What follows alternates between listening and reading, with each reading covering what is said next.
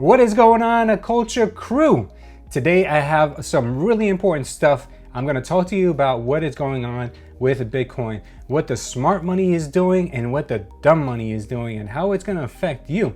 And it will affect you because if you don't know what you're doing, you may just get your Bitcoin stolen from you without even knowing it. So first, if you're new here, my name is Louis Leyva, aka the coolest crypto cat on YouTube.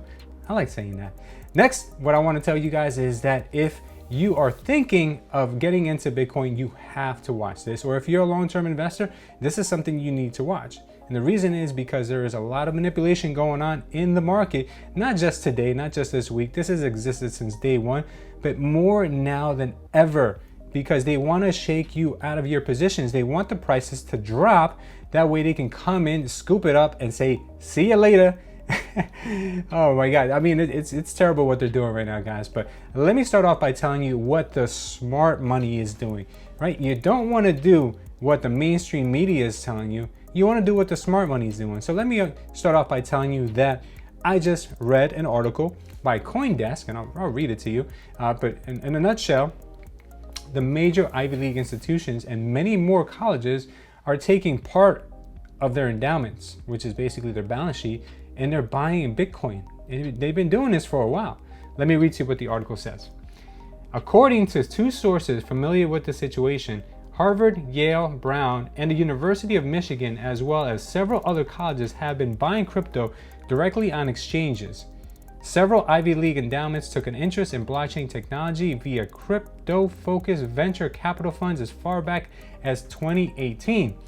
There are quite a few, said a source who asked to remain unnamed. A lot of endowments are allocating a little bit of crypto at the moment.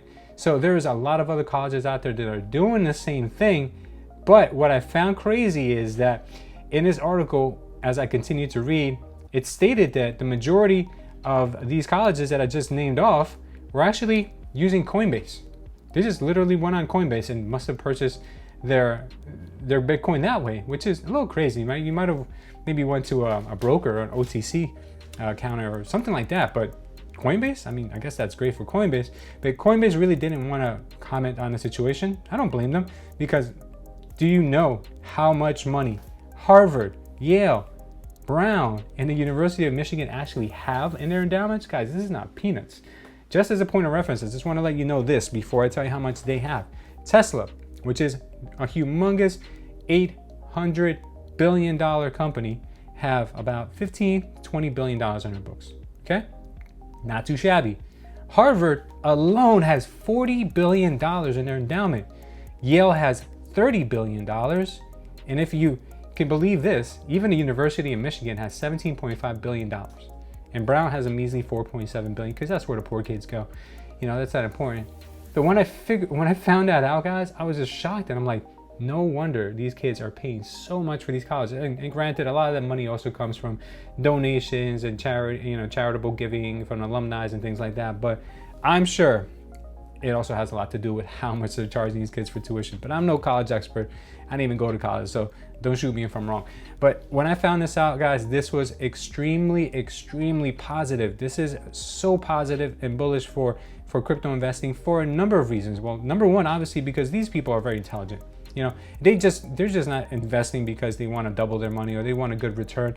They're investing because they understand cryptocurrencies. They understand blockchain, the technology that all of this actually represents. So that is one of the most important things that I took from this article. It's not so much like, oh, their balance sheets are going to look really good or their endowments are going to be caking in a few years, but the fact that these type of people are investing in crypto is amazing. Okay. Well, the next thing I want to talk to you about is what the not so smart money is doing. Well, the not so smart people, what I call maybe institutional investors, who are just waiting for the crypto prices to fall, are waiting to get more kind of a positive light or reinforcements from the Biden administration, because after Janet Yellen's remarks last week, they're still kind of shaken up by that. And that is one of the main reasons, supposedly, why the price action is dormant, kind of where it is right now. That is what's going on in that space. But it seems like the institutional investors, according to an article I just read, which I'll show you right now, it basically states the institutions are pressing the pause button on their Bitcoin purchases, partly because many are trying to get a read from the new Biden administration. Guys, this is incredible. I can't believe there's still really, I mean, we've been through how many administrations and crypto has done nothing but go up? It's insane. I don't know why they would do that. Additionally, what I want to mention here is that the Treasury Secretary Janet Yellen has raised some worries around possible added controls over the crypto markets. I don't know if there's any truth to this at all. It could just be that institutions are just waiting on the sideline, waiting for all kind of the ruckus to kind of calm down, all the hype that we've experienced during December and the early part of January, just to cool down. So that way everyone starts thinking that, you know, Bitcoin is dead. You know, the Google searches start to calm down. That way the retail investors don't start piling in, just waiting for the prices to kind of start to calm down, because there might have been a lot of people who FOMO bought, you know, in January, and now they want to start selling. And as they sell, you guys know the prices will come down. And I think they're just waiting for the number to crack $30,000 again, so you can come in really, really heavy. Well, that's my opinion. That's what I think is happening right now, but we're just gonna have to wait and see. Now let me tell you what the dumb money is doing. The dumb money is creating Ponzi-like funds that is robbing people of their hard-earned Bitcoin. And it's very unfortunate, but thankfully this perpetrator was recently caught. Let me tell you about this. So the Federal Bureau of Investigation, you guys better know them as the FBI, on Tuesday arrested Rhode Island cryptocurrency trader Jeremy Spence. Shame on you, Jeremy. You should find better things to do with your time. On allegations that his coin signals crypto funds bilked. That word is really fun to say. I don't know anyone who says bilked. If you guys know anyone that says bilked, leave it down below, or give this video a like, even better. Bilked investors out of $5 million between November 2017 to April 2019. The 24-year-old proprietor of at least 3 crypto funds allegedly ran their value into the ground, losing millions of dollars for 170 investors. Spence tried to hide the losses by funneling over 2 million of newcomers Bitcoin and Ethereum positions to old-timers in a Ponzi-like fashion, according to the complaint unsealed Tuesday in federal court. Guys, I just want to talk to you about this for 1 second.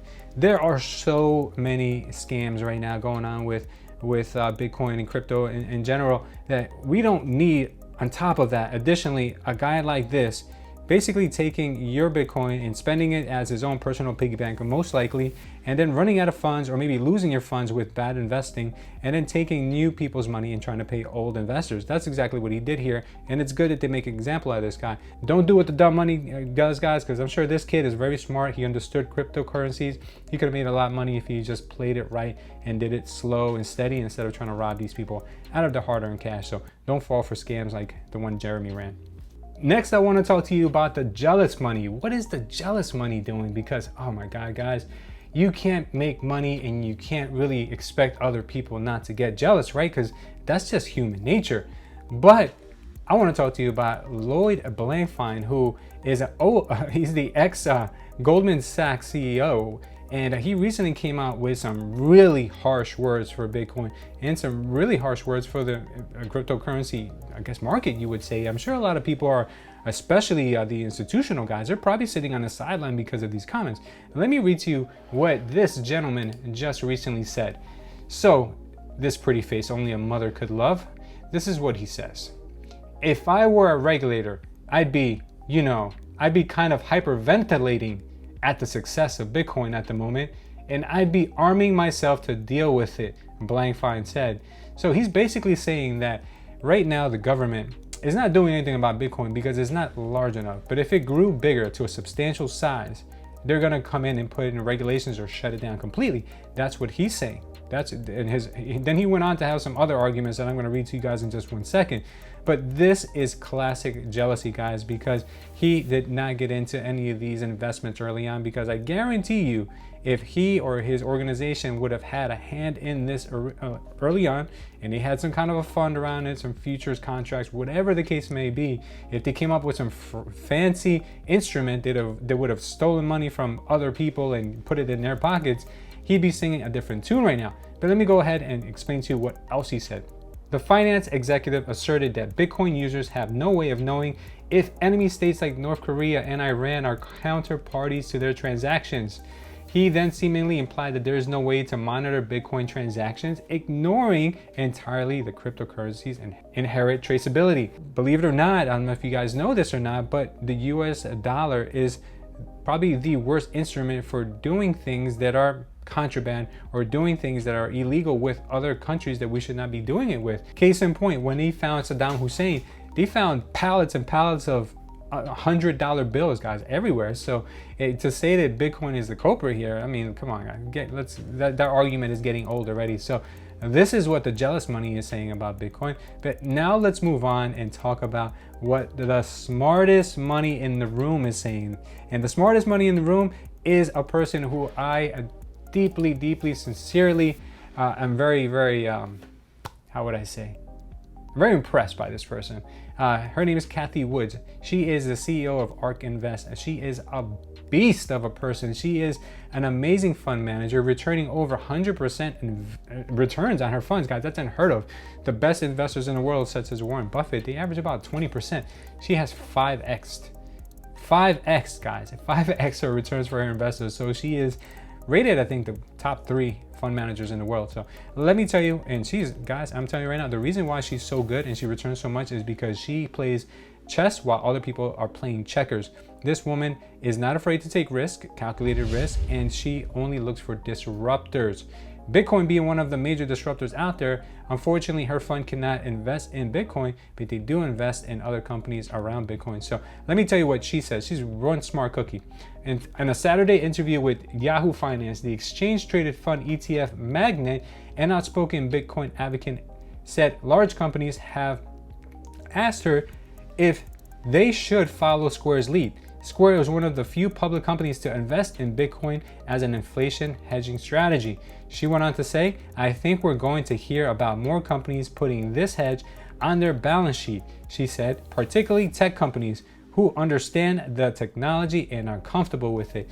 MicroStrategies is having a summit next month in February where he says there's going to be about 1,000 CEOs from all over the world and country who are going to go there to listen to his pitch on why they should keep their treasury, or why they should keep some of their cash in Bitcoin. So guys, I'm telling you right now, February is going to be a crazy month for Bitcoin, Ethereum, for all cryptocurrencies, in my opinion. So if you buy when things are shaky, you buy when there's nothing going on, when things are boring. Bitcoin is boring right now. Bitcoin is not doing anything. But next month, you're going to be like, oh my God, why didn't I buy back in January? I'm just telling you, I'm not telling you what to do. I'm just telling you what I'm going to do. Always make sure you do your own research, guys, and you just follow the trends, because that is basically laying it all out for you guys. So pay attention. Pay close attention to what is going on, because you will miss the train. So this is probably the most important one out of all the topics I'm going to talk to you today. And it's, what is the sneaky money doing? The sneaky money is the one that you have to look out for, guys. You have to be very careful with, because the sneaky money will rob you blind and you won't even know it. And you'll be thankful that they robbed you. That's how bad they are. So JP Morgan Chase, who has already been known and has already paid almost $1 billion in fines for manipulating markets, is at it again. This time, not so obvious with their manipulations, but what they're doing is the following. In the beginning of this month, they had a Bitcoin forecast of $146,000 per Bitcoin, okay? Now, that is pretty much in line, a little bit on the low side. Some of the Bitcoin bulls are estimating $250,000, maybe even $300,000, or somewhere in that range for later on this year. Now, JP Morgan Chase came out and said that in early January as a response to all the action they saw in December and all the action that was leading up into January 5th. But today, or I should say yesterday, I just read this article today, now JP Morgan is saying that it's very unlikely for Bitcoin to ever surpass its $40,000 previous, well, $42,000 high before, but now they're saying that it's unlikely for it to surpass $40,000. Now, why do you think they're saying this? Why do you think they made such a mistake? I mean, how much are you paying these analysts? I mean, seriously, what are you paying them? $146,000. You know what? I screwed up. I didn't mean 146,000, guys. That was a typo. I meant 40,000. How do you rebound from that? I mean, you can only be wrong so many times before people just stop giving up. I mean, they just start giving up on you because you suck, you're terrible. Well, the reason is this, guys. It's not that they're terrible. It's actually they're doing exactly what they're supposed to do. When the market is super high, crazy high, like it was when they released their estimate on January 5th, they're just reinforcing what's already happening. So that makes you go out there and buy. It makes you go out there and buy when the markets are going up, when the price is going up. And then right now, as the dust is settling, they're telling you things like Bitcoin will never go up to $40,000 again, because they want you now to get scared, panic sell, and then drive the prices down even lower. So this is direct manipulation, guys. So don't fall for it. And I'm going to give you proof right now that this is manipulation. I'm going to show you that JP Morgan Chase is very, very bullish on the cryptocurrency industry, blockchain. They're super bullish on Bitcoin. And I'm going to give you just an example. There's this one example. There's so many of them out there because I know there are. I mean, we've got BlackRock getting into the industry right now with derivatives. Come on, guys. I mean, like BlackRock, JP Morgan Chase, these guys are in bed with each other. They basically, you know, have lunch every day with each other. I'm sure these guys who are making these decisions, these calls, they know everything. They're planning already everything in advance for the next year or two. So they're not going. None of this is true. They're just trying to scare you. So don't fall for this manipulation. But what I want to show you that JP Morgan Chase just recently did is that they just provided a $100 million line of credit to a platform, a mortgage platform by the name of Figure. So what they are is basically a blockchain-centric lender. So you know how you go to your bank for a mortgage for your house or a credit line or whatever the case may be. So this company, well, I don't know if I could call them a company, but startup or project, whatever it's called, by the name of Figure. A little strange. I had to look them up because they're not really like a coin offering. They don't have like a token, but they do have blockchain technology. So their claim to fame is that they've already lent out about $1.5 billion in loans, mostly to consumers and, you know, residential people, things of that nature. And you know, but they just got a $100 million line of credit from JP Morgan Chase so they can write out their jumbo loans, because they can't do their jumbo loans. They can't sell their jumbo loans to Freddie or Fannie Mae. So they just got this recently. So now this is basically reiterating that JP Morgan does believe in blockchain. They do believe in this technology. They know that it's the future because this company, for whatever reason, chose to make their mortgage company a blockchain mortgage company. So I looked them up and I was doing some research on them to see what about their mortgage process makes them a blockchain or technology company. And there really wasn't anything besides the fact that once they package up their loans, they put them into their blockchain, which is called Providence. And then somehow they use the blockchain in Providence to sell off their loans. It might be more of like a way of having checks and balances with that mortgage, making sure that it's rated correctly or that it's sold off correctly or has the proper yield. Who knows what it's for, but a little bit of a head scratcher on that one. But needless to say, JP Morgan does have a definite upside in their, I guess, their horizon for this type of business. If not, they would not have cut $100 million loan to a company that's supposedly blockchain. You know, that's what's going on. So who knows? If you guys have more to add to what I just said, please leave it down below. I'd love to hear what you guys have to say about any one of these topics. If you want me to elaborate on anything I covered today, if you have any ideas for any further videos, just go ahead and leave it in the comments, guys. Thank you so much for that. And if you're new here, don't forget to subscribe to the community of investors. I love doing these videos, guys, so I can keep you afloat. I can keep you up to date with everything that's going out there in stocks and in crypto, because that's what I do.